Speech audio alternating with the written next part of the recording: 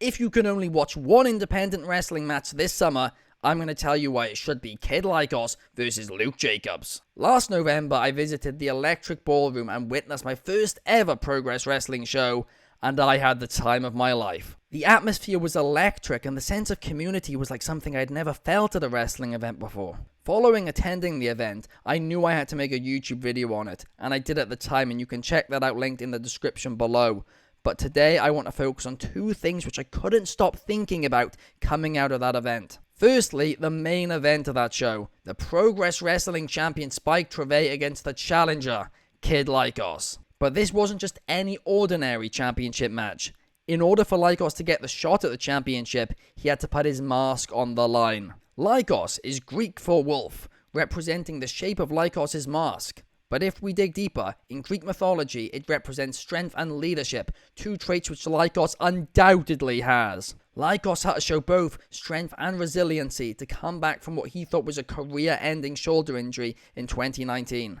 And he had to show leadership when he took Kid Lykos 2 under his wing when they started Lykos Gym in 2021. But on the 26th of November 2023, Lykos had to prove both of these traits once again as he put what he thought was his identity on the line as he challenged Spike Trivet for the Progress World Championship.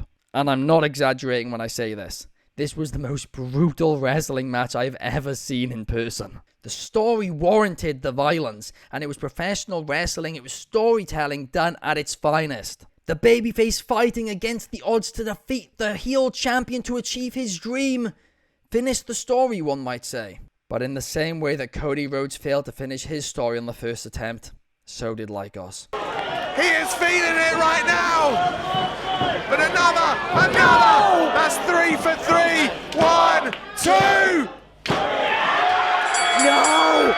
And your winner, and still... Lykos lost his mask, he lost his identity, he lost everything that he thought he was. And after this, he cut one of the most emotional promos that I've ever heard, and one of the best delivered promos I've ever seen in person. I mean, everybody in the room had a tear in their eye. The genuine emotion that Lykos showed that night is something that I will never, ever forget. From here, I honestly presumed that Lykos was going to have to start at the bottom of the mountain.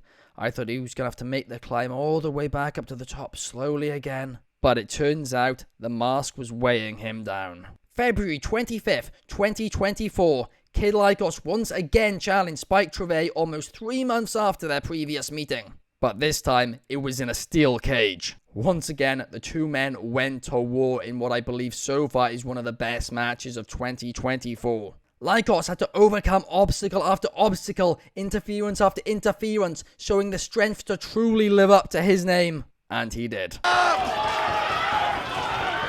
AG's revenge! 2, 3! Bastion Wolf is the Progress World Champion! Kid Lykos might have lost his mask in the process, but he's finally done it. He had finally won the Progress World Championship.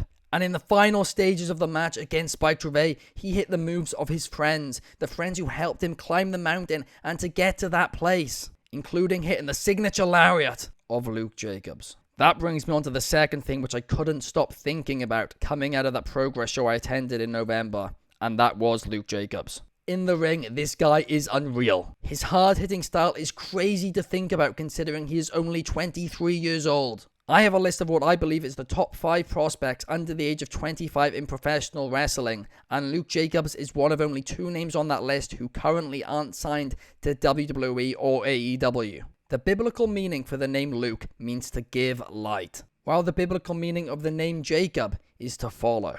And follow in the footsteps of his friend Kid Lykos was something that Luke Jacobs undoubtedly wanted to do when he declared himself for the Super Strong Style 16. The Super Strong Style 16 is, in my opinion, the best tournament in British professional wrestling. It's 16 competitors battling it out for a potential opportunity at the Progress World Championship. This year's tournament featured names such as Shelton Benjamin, Mike Santana, Ricky Knight Jr., and Eddie Dennis. On night 1 of the tournament, Jacobs defeated Mike D to advance to the second round of the tournament. While on the same night, Kid Lykos defended his Progress World Championship against Mark Haskins in the main event. Lykos retained after what was another banger of a bout, and after the match, Luke Jacobs came down to celebrate in the ring with his friend, only to hit him with the exact same lariat that Lykos borrowed off him when he defeated Spike Trivet. While Kid Lykos had lived up to his Greek name, Luke Jacobs had certainly not lived up to his biblical one. He didn't give light, he brought darkness to Progress. Also, I thought.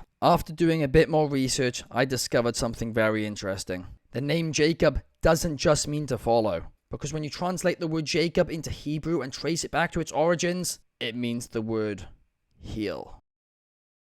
While Luke Jacobs had not lived up to his first name, his heel turn cemented his last. Kid Lykos felt betrayed. A friend who he tried to help bring to the top, to fight friendly, to fight in a competitive manner, decided to turn on him.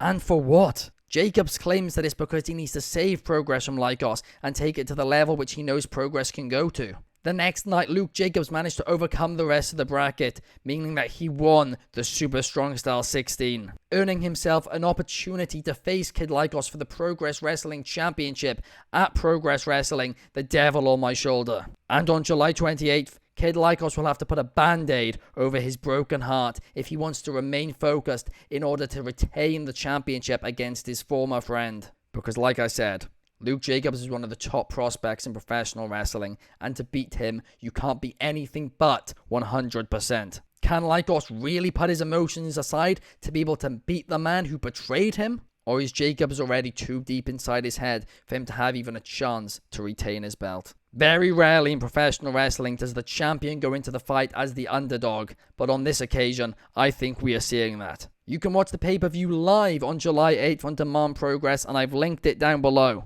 Kid Lykos is beginning to realize that it's lonely at the top. And on July 28th, Luke Jacobs will walk into the Electric Ballroom with a devil on his shoulder, but will he walk out with a title on the other?